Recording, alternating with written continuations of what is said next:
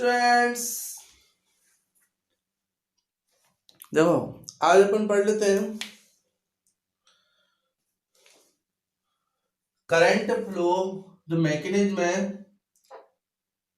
किसका? Current flow in a conductor. ठीक है, देखना ध्यान से सुनना। Current flow in a conductor means उसके अंदर टॉपिक अपन पढ़ेंगे डिप्ट वेलोसिटी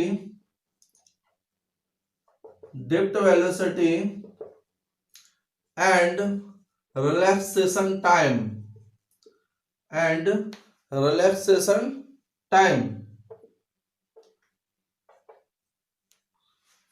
ठीक है।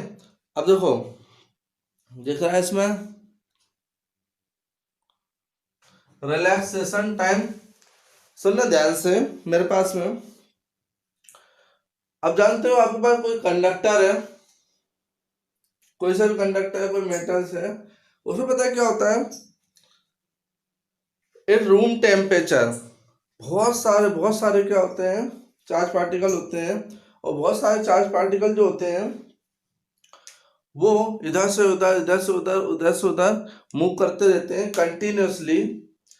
अब जिस डायरेक्शन में मूव करते हैं विदाउट इलेक्ट्रिक फील्ड बात कर रहा हूं मैं, जब तक अपन ने कोई इलेक्ट्रिक फील्ड उसमें अप्लाइड नहीं की है तब तक उसे पता है क्या होता है। जैसे इलेक्ट्रॉन मूव करता है तो वो क्या करता है, जिस डायरेक्शन में जाता है उसकी जस्ट अपोजिट डायरेक्शन में भी वो मूव करता रहता है। तो दोनों कंडीशन तो उसकी जो एवरेज वेलोसिटी होती है पूरे सिस्टम की, जितने भी चार्ज पार्टिकल होते हैं, तो उसकी जो एवरेज वेलोसिटी होती है वो क्या हो जाती है?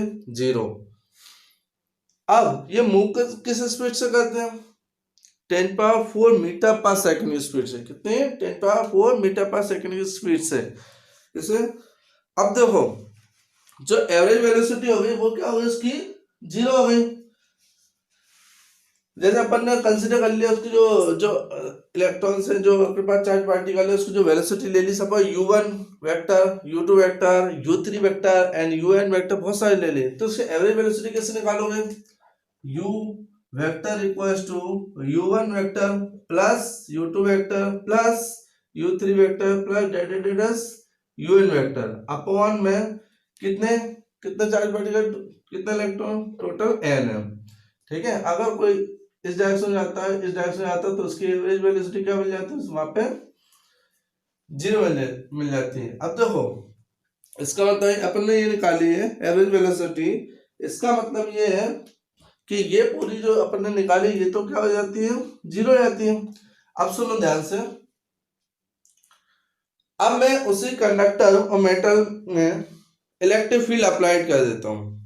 ठीक है, इलेक्ट्रिक फील्ड अप्लाई करने के बाद क्या होता है कि वो कंडक्टर के एक एंड से दूसरे एंड पे जाते हैं, कंडक्टर के एक एंड से दूसरे एंड पे जाते हैं, पर उनकी स्पीड में खूब बहुत तेज डिफरेंस आ जाता है। वो है ना एकदम फास्ट इधर से उधर मूव करते हैं। अब एक सोचो, उल्टा सीधा रैंडमली मोशन हो रहा है, तो कभी कभी तो पता है क्या, एकदम तेज स्पीड से आए और जाके कहीं से टकरा गए तो उसकी स्पीड क्या हो गई? कम हो गई। फिर उनने फिर गाड़ी स्पीड बढ़ाई, फिर चले, फिर कहीं टकरा गए, फिर नीचे आ गए। तो ये क्या करते हैं, एक कांस्टेंट स्पीड से मूव करने लग जाते हैं। अब एक बात बताओ, जैसे वो है ना तेज चला, किसी से टकराया, एनर्जी मिली भी, अगर स्पीड बढ़ी भी, तो अगले कोलिजन पे जाकर वो क्या हो जाते हैं? फिर से वो स्पीड क्या हो जाती है? कम हो जाती है। तो बीच में जो गैप था, जो टाइम लगाता है, that time is known age relaxation time. ठीक है, जैसे एनर्जी मिली और वो मूव करने लग गए और फिर से नेक्स्ट कोलिजन होने के जस्ट पहले तक की जो टाइम था that is known age relaxation time. अब सुनना ध्यान से। Relaxation time is represented by tau. Relaxation time is represented by tau. अब मेरे पास है ना एक और चीज है, इलेक्ट्रिक फील्ड अगर अप्लाई करेंगे तो कंडक्टर के एक एंड से दूसरे एंड पे जाने के लिए कुछ ना कुछ फोर्स लगेगा। ठीक है, इलेक्ट्रॉन है तो देखो फोर्स का फॉर्मूला क्या होता है? F equals to Q E, है ना, और F इक्वल्स टू क्या होता है? एम ए होता है। होता है। तो मेरे पास है ना इलेक्ट्रॉन है, तो देखो minus E equals to M A, तो मेरे पास एक्सेलरेशन फॉर्मूला आ जाएगा माइनस ई बाय एम, तो ये फॉर्मूला आ गया है ना। तो मेरे पास एक्सेलरेशन वैल्यू कितनी है माइनस ई। अब इसको वेक्टर फॉर्म में लिखना हो, वेक्टर फॉर्म में कैसे लिखोगे, A vector equals to minus E vector upon में एम। तो ये मैग्नीट्यूड में तो प्लस में रहता, ये समझ में आ गया होगा आपको, एक्सेलरेशन निकाल लिया। अब मैं निकाल रहा हूं वेलोसिटी। अब जिस वेलोसिटी से, अब मैंने इन्हें क्या कर दिया, इलेक्ट्रिक फील्ड अप्लाई कर दी। इलेक्ट्रिक फील्ड अप्लाई करने के बीच आपको मैंने बता दिया रिलैक्सेशन टाइम क्या होता है। रिलैक्सेशन टाइम की डेफिनेशन लिख सकते हो उसमें, एक मिनट इसमें लिखना है the average time elapses between two successive collision, the average time elapses between two successive collision is called relaxation time, is called relaxation time। अब सुनो, इलेक्ट्रिक फील्ड अप्लाई कर दी, अब वो इलेक्ट्रॉन एक कांस्टेंट वेलोसिटी मूव करने लगे, तो उन सब कांस्टेंट वेलोसिटी की जो एवरेज वेलोसिटी होगी, that velocity is known as drift velocity. ठीक है, drift velocity is the average velocity with which the electron get drifted towards the positive terminal of the battery. मतलब अपन इलेक्ट्रिक फील्ड अप्लाई कर दी, मतलब battery connect कर दी, electric field generate कर दी, तो इसका मतलब क्या कहते हैं, वो एक एवरेज स्पीड से मूव करने लग जाते हैं कंडक्टर के अंदर, that velocity is known as drift velocity. अब देखो फॉर्मूला क्या होता है, v equals to u plus at, है ना। फर्स्ट पार्टिकल के लिए ले लिया मैंने v1 vector equals to u vector plus a tau. ठीक है, a वेक्टर अपने ले लिया यहाँ पे, और टाउ वन, यहाँ पे टाउ वन ले लेना, टाउ वन। ऐसे सेकंड पार्टिकल के लिए ले लिया मैंने u, एक minute, u2 vector plus a vector tau two. ठीक है, अब ऐसा ऐसा करते करते करते करते मेरे पास में आएगा यहाँ पे v n vector equals to u n vector plus a vector और टाउ n। बात समझ में आ गई?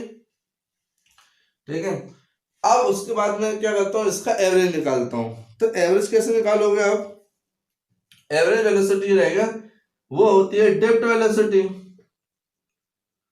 अब डिप्ट वेलोसिटी को रिप्रेजेंट करते हैं vd से, किससे रिप्रेजेंट करेंगे, vd से। vd वेक्टर इक्वल्स टू क्या आएगा, यहाँ पे एवरेज वेलोसिटी निकालना हो तो क्या करेंगे अपन, सिंपली सारी वेलोसिटी को क्या कर देंगे, ऐड कर देंगे। मतलब v1 vector plus v2 vector plus v3 vector plus vn vector divided कितना मिलेगा, कैपिटल N।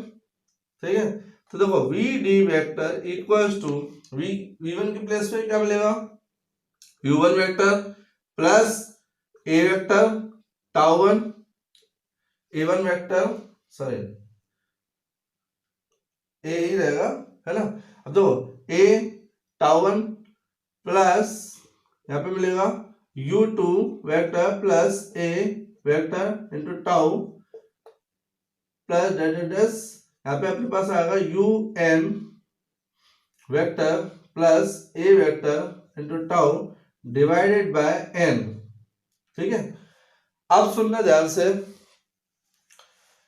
सारे u1 वाले इकट्ठे कर लेता हूं मैं। u1 vector plus u2 vector plus un vector divided n कर देता हूं, सेपरेट कर देता हूं, और a वाले इधर कर देते हैं, a vector tau one plus tau two plus tau n divided n।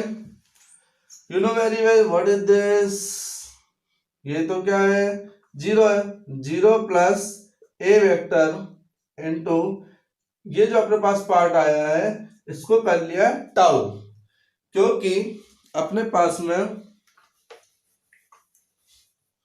ये जो अपने पास आया है टाउ वन, वेयर लिख लेते हैं यहाँ पे, where tau is the tau one plus tau two, sorry plus delta dash tau n divided n, it is the average relaxation time, average relaxation time। ये क्या है? एवरेज रिलैक्सेशन टाइम है। ये देखो इसका मतलब वी डी का formula जो हो गया है वो हो गया है V D vector A vector into tau, ठीक है। बट ए वेक्टर अपन ने और निकाल कर रखा है, V D vector equals to, A vector की वैल्यू अपन ने निकाली थी minus E vector divided by M, ठीक है। तो ये अपने पास किसका फॉर्मूला हो गया? डेप्थ वेलोसिटी का, ठीक है, in the presence of electric field, ठीक है। फोर्स कौन सा लगाता है अपने पास? क्यू ही होता है, और एक फोर्स होता है अपने पास जो अपने पास क्या करें, अगर वेलोसिटी कुछ ना कुछ आती है, अगर वेलोसिटी, तो इलेक्ट्रॉन क्या होते हैं? एक्सेलरेटेड होते हैं, और एक्सेलरेटेड होते हैं तो एक्सेलरेशन जनरेट होगा, और वहां पे लग जाता है force equals to mass into acceleration. तो वहां से ये फॉर्मूला ड्राइव करके दिया था, ठीक है। अपन हेलो,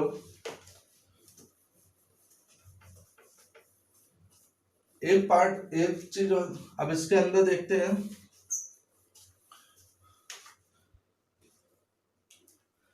लिख लेना। Next relation between electric current and depth velocity, relation between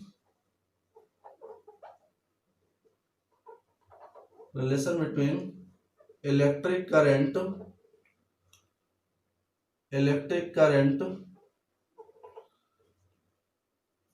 and drift velocity.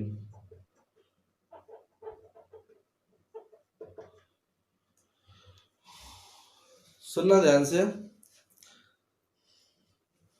अब अपन ने क्या कर दिया, एक मेरे पास में कंडक्टर है, let us consider conductor having length L which is connected to the positive and negative end, यानी पॉजिटिव और नेगेटिव एंड से कनेक्ट कर दिया है। सुन रहे हैं ध्यान से। अब देखो, और इसमें जो करंट फ्लो हो रहा है वो क्या है? आई है ना, और इसकी जो लेंथ कितनी ले ली अपन ने? L, और पोटेंशियल कितना रहेगा इसमें? V। अब इसका क्या करना है? रिलेशन निकालना है किसके बीच में?